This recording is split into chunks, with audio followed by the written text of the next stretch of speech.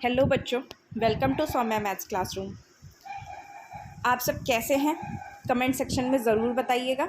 अगर आपने अभी तक चैनल को सब्सक्राइब नहीं किया है तो जल्दी से सब्सक्राइब कीजिए सौम्या मैथ्स क्लासरूम को और साथ में वीडियोस को लाइक भी कीजिए। तो जैसा कि आपको एक वीडियो मिल चुका है जिसमें आपने हमारे साथ मिल कर के सीखी है अपने सर्कल्स को, समझा है कि उसमें क्या क्या फ़ीचर्स होते हैं और हमें कैसे सर्कल्स को सॉल्व करना है, क्या क्या थ्योरम्स होती हैं, ये हमने सब पढ़ लिया था। अब उन्हें हमें अप्लाई करके देखना है अपनी एक्सरसाइज में। ठीक है, तो चलिए स्टार्ट करते हैं प्रैक्टिस करना क्वेश्चंस की। आपके जो एनसीईआरटी बुक है उनमें 2 चैप्टर्स दिए हुए हैं, उन दोनों को हम लगा करके देखेंगे। सॉरी, 2 एक्सरसाइज दिए हैं, दोनों को लगा करके हम देखेंगे। तो स्टार्ट करते हैं वीडियो को। सबसे पहले आते हैं एक्सरसाइज 10.1 पर। अब यहाँ देखिए, पहले क्वेश्चन में आपसे ये पूछा गया है, how many tangents can a circle have. तो एक सर्कल बना लीजिए, इस पर एक पॉइंट ले लीजिए और इस पर एक टेंजेंट खींच लीजिए। अब एक और टेंजेंट खींच कर देखेंगे तो आप देखेंगे कि ये सर्कल को कट कर देगी। अगर आप कोई और टेंजेंट खींचने की कोशिश करेंगे तो वो भी सर्कल को कट करेगी। अगर आप किसी और को खींचने की कोशिश करेंगे तो ये सब के सब क्या करेंगी, सर्कल को टच करेंगी। तो आप देखेंगे कि केवल एक और एक ही टेंजेंट खींची जा सकती है किसी एक पॉइंट पर। ठीक है, अब एक पॉइंट पर तो एक ही टेंजेंट खींची जा सकती है, लेकिन जो हमारा सर्कल है वो किस चीज़ से बना होता है, एक लाइन से बना होता है। और इस लाइन को हम क्या करते हैं, एक ऐसे मैनर में से हम जोड़ देते हैं कि इसका एंड पॉइंट और स्टार्टिंग पॉइंट आपस में मिल जाता है। अब ये जो लाइन होती है ये हम कह सकते हैं कि ये जो अनलिमिटेड पॉइंट्स से बनी होती है, यानी नंबर ऑफ़ पॉइंट्स क्या होते हैं, अनलिमिटेड होते हैं, जिनसे मिलकर ये बनी होती है। तो इस तरह के बहुत से पॉइंट होंगे आपके इस सर्कल में, इस तरह के बहुत से पॉइंट होंगे और सब पर एक एक टेंजेंट खींची जा सकती है। ठीक है, तो इस तरह से हम क्या देखते हैं कि हम सर्कल पर क्या करते हैं, अनलिमिटेड यानी इनफाइनाइट टेंजेंट्स खींच सकते हैं। तो इसका आंसर क्या होगा, इसका आंसर होगा infinite. How many tangents can a circle have, infinite number of tangents can a circle have. यानी कि किसी सर्कल में क्या होते हैं, इनफाइनाइट पॉइंट्स होते हैं और हर पॉइंट के ऊपर एक टेंजेंट खींची जा सकती है, इसलिए उसमें इनफाइनाइट जो होती है टेंजेंट्स होती हैं। ठीक, फिर दूसरा क्वेश्चन अगर देखें, fill in the blanks type का क्वेश्चन है। फर्स्ट इसमें आपको दिया है, a tangent to a circle intersects it in. जो टेंजेंट होती है किसी सर्कल की वो इसे इंटरसेक्ट करती है ओनली वन पॉइंट, केवल एक पॉइंट पर। आप देखें कि इसे ये केवल एक ही पॉइंट पर टच करती है, तो आप कह सकते हैं कि ये केवल एक ही पॉइंट पर इंटरसेक्ट करेगी। फिर उसके बाद में आप अगले क्वेश्चन की तरफ चलें अगर, तो ये क्वेश्चन आपसे क्या पूछ रहा है, a line intersecting a circle in 2 points is called a. एक ऐसी लाइन जो सर्कल को 2 पॉइंट्स पर इंटरसेक्ट करती है उसे हम क्या कहते हैं, उसे हम कहते हैं सेकेंड। ओके, आप जानते हैं कि एक ऐसी लाइन जो किसी सर्कल को केवल टच करके जाती है वो टेंजेंट है, जो 2 पॉइंट्स पर कट करती है वो सेकेंड है, और इसी का अगर ये हिस्सा हटा दिया जाए जो बाहर है, केवल अंदर वाला रखा जाए तो ये कॉर्ड हो जाती है। फिर a circle can have parallel tangents at the most. यानी एक सर्कल के पास कितनी पैरेलल टेंजेंट्स हो सकती हैं, तो मैक्सिमम पैरेलल टेंजेंट्स हो सकती हैं 2। आप देखें, एक ये ऊपर से निकल रही है, ठीक है, एक इस पॉइंट से और एक इसी के नीचे के एक पॉइंट से निकलेगी, यही 2 पैरेलल हो सकती हैं। इसके अलावा अगर आप कोई और खींचेंगे ऐसे ऐसे तो ये सब क्या होंगी, पैरेलल नहीं होंगी, ये एक दूसरे को कट करेंगी। तो यही 2 ऐसी टेंजेंट्स हैं जो एक दूसरे के पैरेलल होंगी। अब इस तरह आप कई सारी टेंजेंट्स खींच सकते हैं। देखिए, जैसे ये थी, ये आपने खींची, इसी के पैरेलल आप केवल और केवल एक खींच सकते हैं। तो can have 2 parallel tangents at the most. Okay, अब अगले क्वेश्चन पे आते हैं, the common point of a tangent to a circle and the circle is called. यानी कि एक सर्कल, उस पर एक टेंजेंट, इस टेंजेंट का और इस सर्कल का जो कॉमन पॉइंट है, यानी जिस पॉइंट पर इस टेंजेंट को बनाया गया है वो क्या कहलाता है, पॉइंट ऑफ कांटेक्ट कहलाता है, पॉइंट ऑफ कांटेक्ट कहलाता है। आप जानते हैं ना ये चीज़ कि जो हमारा सर्कल होता है उसके जिस पॉइंट पर हम टेंजेंट बनाते हैं उसे क्या कहते हैं, पॉइंट ऑफ कांटेक्ट कहते हैं। अब थर्ड क्वेश्चन की तरफ बढ़ते हैं। A tangent P Q at a point P of a circle of radius 5 centimeter meets a line through the center O at a point Q so that OQ is equals to 12 centimeter. Length PQ is। अब सबसे पहले हम question को समझते हैं किससे, अपने एक डायग्राम के माध्यम से। A tangent P Q at a point P of a circle, एक टेंजेंट है जिसका नाम है P Q at a point P of a circle. अब सर्कल का पॉइंट है पी, इससे इसे खींचा गया है, ठीक है, और इसका नाम है P Q. Of a circle of a radius 5 centimetre, इसकी रेडियस क्या है 5 सेंटीमीटर है।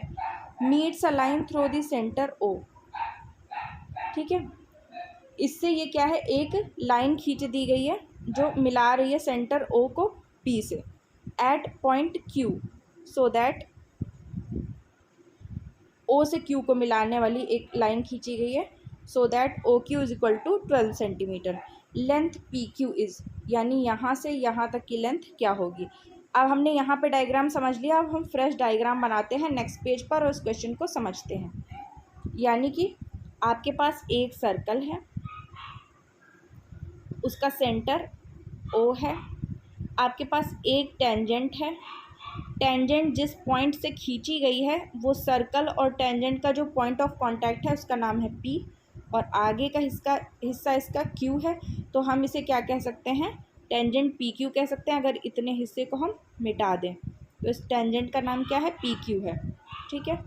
अब इसके बाद में क्या किया गया है, ओ और क्यू को मिलाने वाली एक लाइन बनाई गई है और ओ से पी को मिलाने वाली भी एक लाइन हमने मान ली, क्योंकि यही क्या होगी, यही हमारी रेडियस होगी अगर ओ से हम पी को मिला दें, ठीक है। आप जानते हैं कि सर्कल की सरकमफेरेंस पे किसी पॉइंट को जब हम अपने सेंटर से मिला देते हैं तो उसी को क्या कहते हैं, रेडियस कहते हैं। और रेडियस इसकी 5 सेंटीमीटर है, ये आपको पहले से दिया है कि इसकी रेडियस क्या है, 5 सेंटीमीटर है सर्कल की।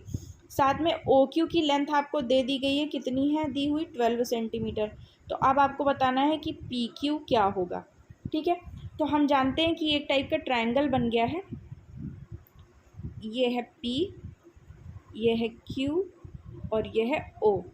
ओ से पी तक की लेंथ आपको 5 सेंटीमीटर दी है, ओ से क्यू तक की लेंथ आपको दी है 12 सेंटीमीटर, ठीक है। पी क्यू आपको निकालना है, तो पी क्यू की लेंथ क्या होगी, हम जानते हैं कि पी क्यू की लेंथ क्या होगी।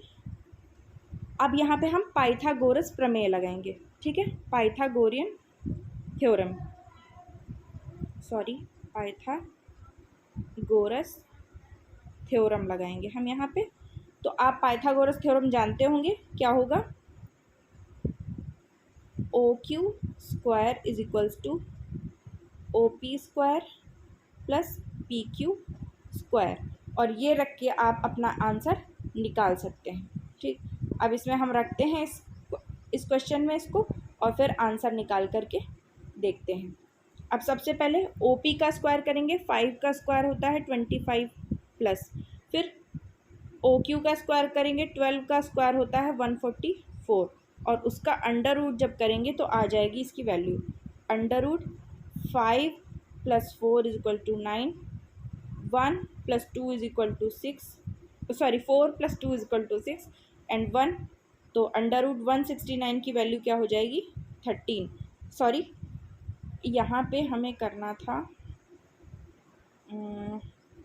क्योंकि यहाँ पर आपका ये हिस्सा हाइपोटेनस है, तो हाइपोटेनस का स्क्वायर माइनस क्या होगा, ओपी का स्क्वायर, यानी 5 का स्क्वायर इज इक्वल्स टू होगा हमारा पी क्यू का स्क्वायर। तो ये क्या हो जाएगा, 144 - 25। अब 4 से 5 जाएगा 9 आएगा, यहाँ 3 से 2 जाएगा 1 आएगा, और ये आएगा 1, तो ये हो जाएगा अंडर रूट 119 सेंटीमीटर, यानी पी क्यू की लेंथ क्या होगी, अंडर रूट 199 सेंटीमीटर। तो आई होप आपको ये चीज़ समझ में आ गई होगी। और जल्दी से इसका स्क्रीनशॉट ले लीजिए, फिर हम अगले क्वेश्चन पर बढ़ते हैं। क्वेश्चन नंबर 4 आपको खुद करना है। Draw a circle and two lines parallel to a given line such that one is tangent and the other is secant to the circle. अब ये बहुत ईजी है, आपको ड्रॉ केवल करना है। दो पैरेलल लाइन बनानी है जिनमें से एक क्या होगी, टेंजेंट होगी और दूसरी एक सेकेंड होगी, ठीक है। और ये गिवन लाइन के पैरेलल होनी चाहिए। अब हम चलते हैं अपनी एक्सरसाइज 10.2 पर, जो कि मोस्ट इम्पॉर्टेंट होने के साथ साथ थोड़ी सी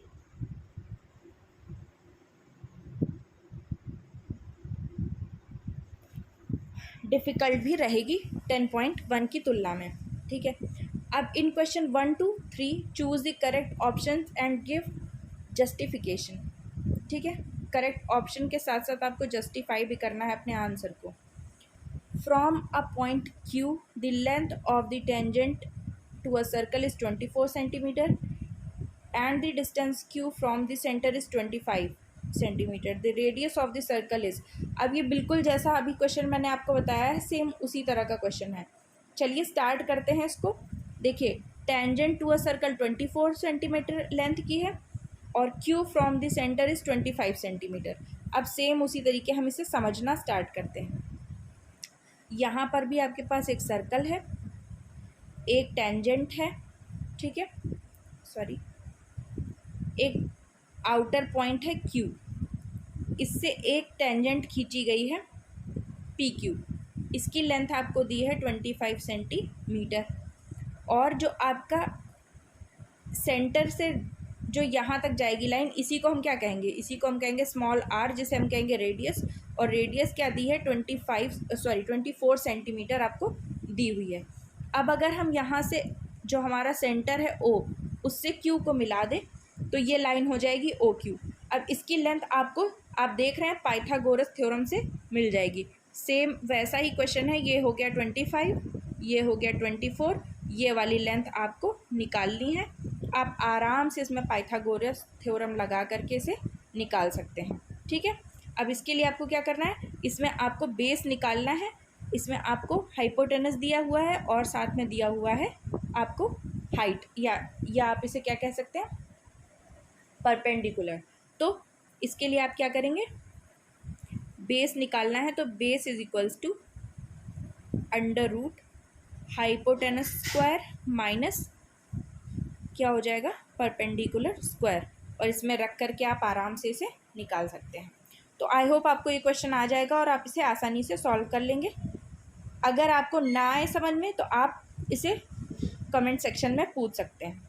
फिर इन फिगर 10.1 फिगर में आपको बताया गया है, if TP and TQ are the two tangents to a circle. अगर ये TP और TQ दो टेंजेंट हैं, ठीक है, विद सेंटर O, सेंटर इसका O है, so that POQ is equals to 110 degree. POQ की जो वैल्यू दी है वो 110 डिग्री दी है। Then PTQ, then angle PTQ, ये वाला एंगल जो होगा इज इक्वल टू किसके बराबर होगा, ठीक है। तो चलिए स्टार्ट करते हैं इसको समझना। कैसे, सबसे पहले आपको पता है कि अगर एक एक्सटर्नल पॉइंट से दो टेंजेंट्स खींची जा रही हैं हमारे किसी सर्कल पर, तो दोनों की लेंथ क्या होगी, इक्वल होगी। अब आपने पढ़ा होगा क्लास 9th में कि अगर ये इक्वल हैं, ठीक है, तो इससे क्या होगा, इनके सामने के जो भी एंगल होंगे वो भी इक्वल होंगे। इसके सामने का एंगल कौन सा है, ये वाला, और इसके सामने का एंगल ये वाला है, तो ये भी इक्वल होने चाहिए, ठीक है। तो अभी तो हम बात दूसरी करते हैं पहले, फिर उसके बाद में ये आपकी एक थ्योरम हो गई। दूसरी थ्योरम आपने जो पढ़ी है कि जो टेंजेंट होती है उसके ऊपर जब हम रेडियस से कोई, यानी टेंजेंट के पॉइंट ऑफ कांटेक्ट को जब हम अपने सेंटर से मिलाते हैं, तो जो एंगल बनता है हमारी इस लाइन और टेंजेंट के बीच में, वो हमेशा 90 डिग्री होता है, ठीक है। इसी तरह आप देख रहे हैं कि ये भी एक टेंजेंट है QT और इस पे भी ये सेंटर है, सेंटर से एक हमने लाइन खींची है। तो लाइन खींचने का मतलब क्या हुआ कि पॉइंट ऑफ कांटेक्ट पे मिलाएगी लाइन, तो इस लाइन और टेंजेंट के बीच में बनने वाला एंगल क्या होगा, 90 डिग्री होगा। तो अब हमें दो एंगल पता चल गए कि ये दो 90 डिग्री होंगे और तीसरा एंगल हमें पता है कि ये 110 है। तो अब क्या सिचुएशन बनी ये हम अगले पेज पे देखते हैं। अब हमने देखा कि हमारे पास एक क्वाड्रिलेटरल बन गया, ठीक है, कुछ इस तरह का क्वाड्रिलेटरल बन गया जिसके दो एंगल 90 डिग्री हैं, ये एंगल 110 डिग्री है और हमें ये वाला एंगल निकालना है।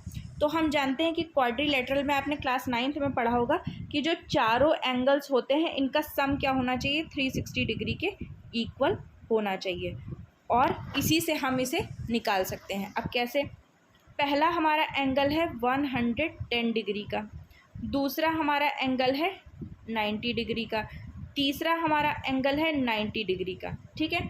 ये पहला हो गया 110 का, ये हो गया 90 का, ये हो गया 90 का, और ये जो हमें निकालना है इसका नाम क्या था, ये कोई पॉइंट था Q, ये P था, ये T था और ये O था, तो इसका नाम हो गया PQT। तो चौथा हमारा पॉइंट हो गया एंगल PQT, ठीक है। तो इसको इरेज कर लेते हैं।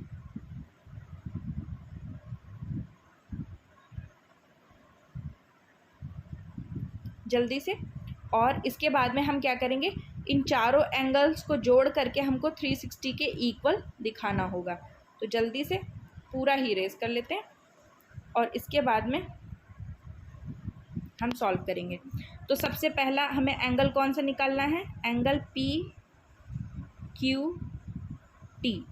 इज इक्वल्स टू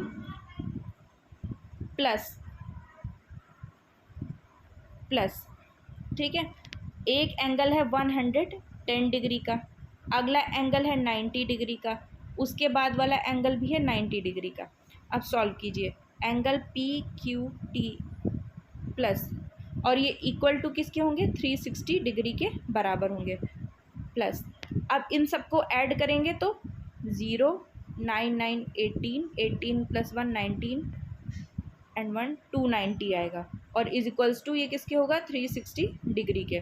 तो अगर हम यहाँ पे एंगल PQT की वैल्यू निकालें तो ये होगा 360 डिग्री माइनस 290 डिग्री। अब इसको सॉल्व करेंगे तो PQT की वैल्यू क्या आएगी, 0, 6 से 9 जब घटेगा तो कितना आएगा, आएगा 7, और उसके बाद में कुछ नहीं बचा, तो ये आ गया 70 डिग्री। यानी हमारा जो एंगल PQT था उसकी वैल्यू क्या आ गई, 70 डिग्री आ गई। तो आई होप आपको ये भी समझ में आ गया होगा क्वेश्चन। अगर समझ में आ गया हो तो जल्दी से इसका स्क्रीनशॉट ले लीजिए। मुझे पता है कि राइटिंग समझने में आपको थोड़ी दिक्कत होगी क्योंकि इस पर राइटिंग बिल्कुल भी अच्छी नहीं बन रही है। अब चलिए नेक्स्ट क्वेश्चन की तरफ मूव करते हैं, क्वेश्चन नंबर 3 की तरफ, ठीक है। तो थर्ड क्वेश्चन क्या बोल रहा है,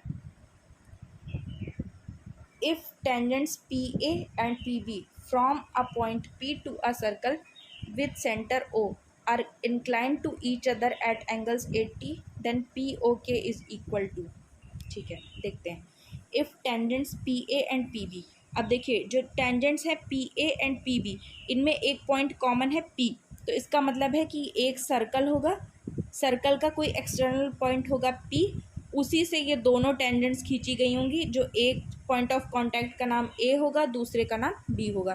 क्योंकि आपने क्या देखा कि यहाँ PA है और यहाँ PB जिसमें P कॉमन है, तो देखिए यहाँ हो गया P कॉमन, एक पॉइंट ऑफ कांटेक्ट A हो गया, दूसरा B हो गया, एक PA मिलाने वाली हो गई लाइन और दूसरी P से B को मिलाने वाली लाइन हो गई। फिर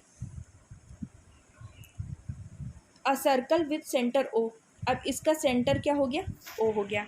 inclined to each other at angle 80 degree, यानी ये दोनों टेंजेंट्स क्या हैं, एक दूसरे के ऊपर जो इंक्लिनेशन है इनका ये कितना है, 80 डिग्री है। Then POA is equal to POA यानी ये वाला जो एंगल है ये आपको फाइंड करना है कि ये कितने डिग्री का होगा। तो आपको मैं बता दूं, क्योंकि ये दोनों लेंथ बराबर होंगी, क्योंकि आपने ये थ्योरम में पढ़ा है कि आपकी जो टेंजेंट होंगी वो एक्सटर्नल पॉइंट से जब खींची जाएंगी तो दोनों टेंजेंट्स की जो लेंथ होगी वो बराबर होगी, क्योंकि यहाँ सेम पॉइंट से खींचा गया है। तो इस वजह से ये दोनों क्या करेंगी, इस वाले एंगल को इक्वल अमाउंट में इसे डिस्ट्रीब्यूट करेंगे, यानी इधर जितना एंगल होगा उतना ही इधर होगा। ठीक है, तो ये 80 डिग्री था तो ये हो गया 40 डिग्री, ये क्या हो गया हमारा 40 डिग्री हो गया। अब ये 40 डिग्री हो गया। फिर साथ में हमें ये भी बताया गया है कि जो हमारा सेंटर है उससे पॉइंट ऑफ कांटेक्ट के ऊपर जो लाइन खींची जाती है वो टेंजेंट से 90 डिग्री का एंगल बनाती है।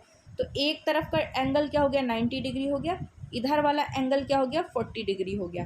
अब आपको पता है कि ये एक ट्रायंगल है, एक ट्रायंगल में आपको पता है कि जो तीनों हमारे एंगल्स होते हैं उनको जब ऐड करते हैं तो कितना आता है 180 डिग्री आना चाहिए। तो पहला एंगल आपका हो गया 40 डिग्री, दूसरा हो गया आपका 90 डिग्री, तीसरा आपको फाइंड करना है जिसका नाम है एंगल POA, और इज इक्वल्स टू इन तीनों को जोड़ करके कितना आना चाहिए 180 डिग्री आना चाहिए। अब हम इन्हें अगर ऐड करें तो ये हो जाएगा 40 एंड 90 मिल करके हो जाएगा 130। ठीक है, plus angle POA is equals to होगा 180 डिग्री। अब एंगल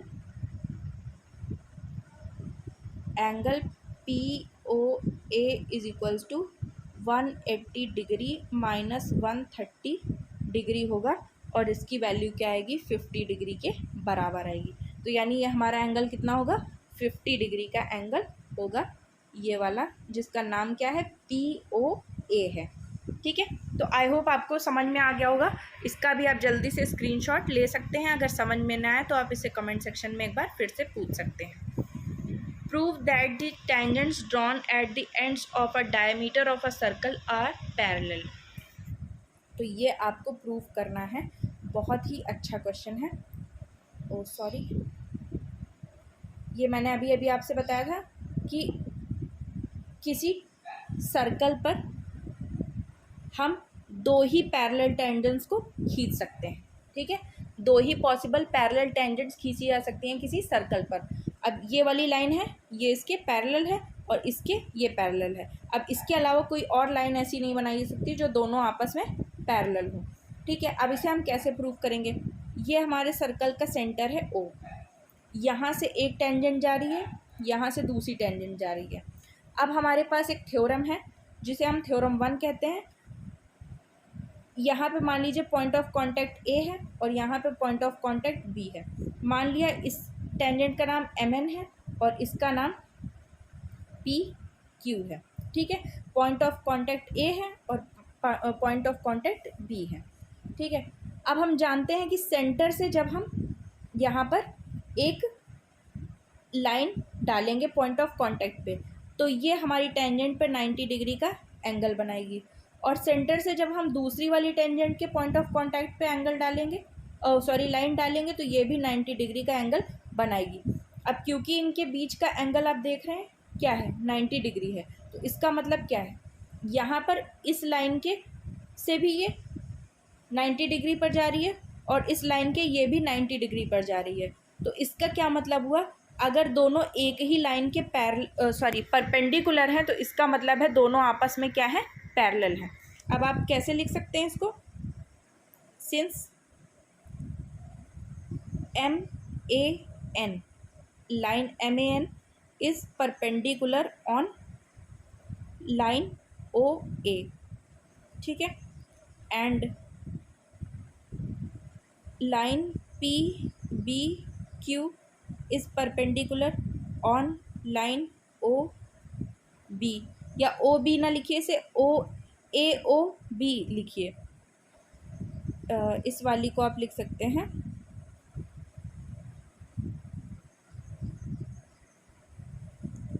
AOB, ये भी यही वाली लाइन है AOB और ये भी यही वाली लाइन है।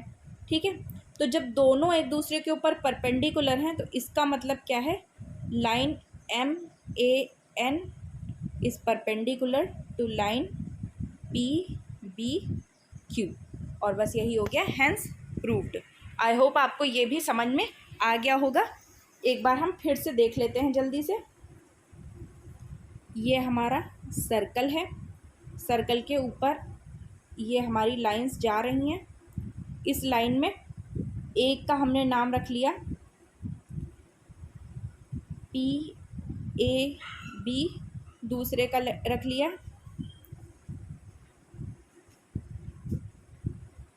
पी ए क्यू दूसरे का रख लिया, एम बी एन, ठीक है। और ये है ओ, यहाँ से ये भी 90 डिग्री पर होगा और यहाँ से ये भी 90 डिग्री पर होगा। अब since line M B N is perpendicular on line B O A and line PAQ is also perpendicular on line BOA.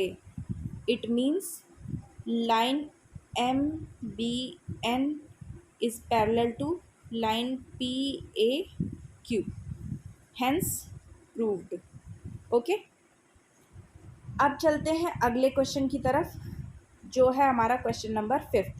Prove that the perpendicular at the point of contact to the tangent to a circle passes through the center. Okay. यानी कि centre से point of contact पे जो हम perpendicular डालते हैं वो circle का सेंटर से पास करता है, ठीक है। ओह सॉरी,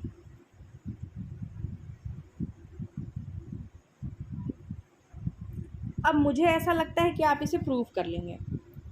ये एक सर्कल है, मान लिया ये इसका पॉइंट ऑफ कांटेक्ट ले लिया। पॉइंट ऑफ कांटेक्ट क्या होता है? जहाँ से कोई टेंजेंट निकल रही होती है।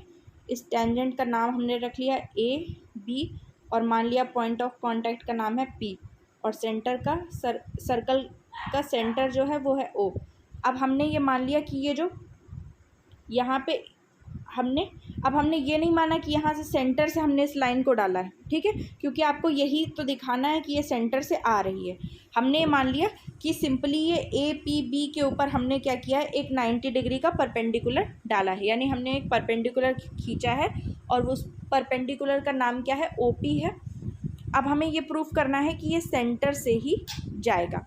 तो बिल्कुल उसी तरह का क्वेश्चन है जैसा आपने पिछले समझा है। पिछली बार में क्या था, आपको ये दिया था कि ये सेंटर से जा रहा है और आपको प्रूफ करना था कि दोनों पैरेलल होंगी लाइंस, और इस बार आपको प्रूफ करना है कि ये परपेंडिकुलर जो होगा वो सर्कल के सेंटर से होकर के निकलेगा। तो आई होप आप इसे ईज़िली प्रूफ कर लेंगे, और ईज़िली प्रूफ करने के लिए यहाँ पे भी आपको 2 लाइंस लेनी पड़ेंगी, ठीक है। आप यहाँ पे भी एम एन ले लीजिए और यहाँ पे पॉइंट ऑफ कांटेक्ट क्यू ले लीजिए और ये भी एक लाइन खींच लीजिए, ठीक है। तो आप देखेंगे कि क्या होगा, आप जब इसे प्रूफ करेंगे तो यहाँ भी ये 90 डिग्री का एंगल आएगा क्योंकि ये भी परपेंडिकुलर है और ये परपेंडिकुलर है, तो इस वजह से क्या होगा, ये दोनों एक दूसरे के, यानी ये दोनों लाइन क्या होंगी, सेम होंगी, एक दूसरे को ही आगे बढ़ा करके बनाई हुई होंगी। तो ये प्रूफ हो जाएगा कि ये क्या होंगी, क्योंकि एक दूसरे के परपेंडिकुलर है और उसके साथ में क्या है कि ये मैक्सिमम लेंथ पर है। तो मैक्सिमम डिस्टेंस पर होने की वजह से, मैक्सिमम डिस्टेंस कब होती है, हमारे सर्कल में जो मैक्सिमम डिस्टेंस हम बना सकते हैं वो कहाँ बना सकते हैं, डायमीटर को ही बना सकते हैं। डायमीटर ही होती है जो सबसे बड़ी होती है, और डायमीटर बड़ी क्यों होती है, क्योंकि ये सेंटर से गुजरती है। तो इस वजह से आप इसे इस तरह से प्रूफ कर सकते हैं। आप कोशिश कीजिएगा, हो सकता है आपको ना समझ में आए तो आप ज़रूर बताइएगा, मैं आपको बता दूंगी। अब अगला question, the length of a tangent from a point A at distance 5 centimetre from the centre of the circle is 4 centimetre. Find the radius of the circle and from the centre of the circle is 4 centimetre. Okay, find the radius of the circle. Okay, let's prove it. हाँ, तो इसे solve करना start करते हैं।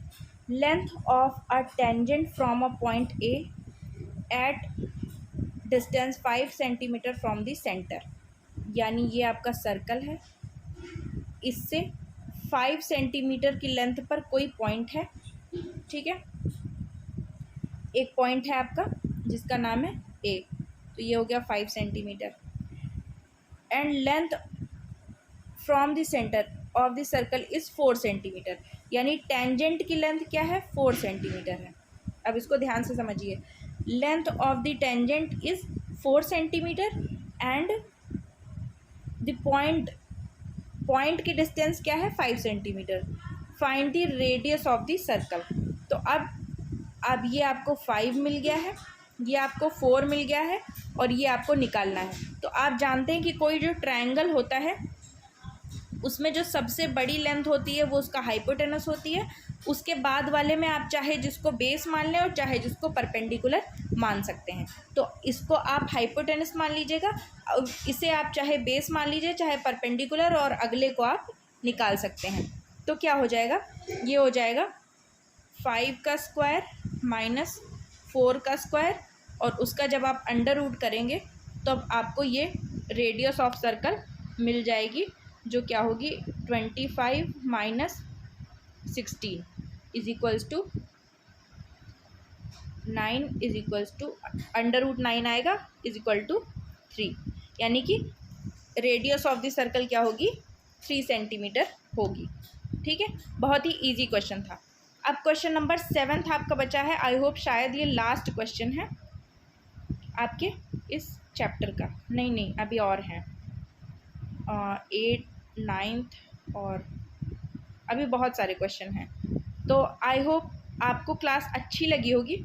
मुझे लगता है कि आपके इस क्लास को आज यहीं पर ख़त्म करना चाहिए, क्योंकि अभी बहुत सारे और क्वेश्चन हैं तो आप बोर हो जाएंगे। क्लास को हमें क्या करना है, एंजॉय करना है, ना कि बोरिंग उसे बनाना है।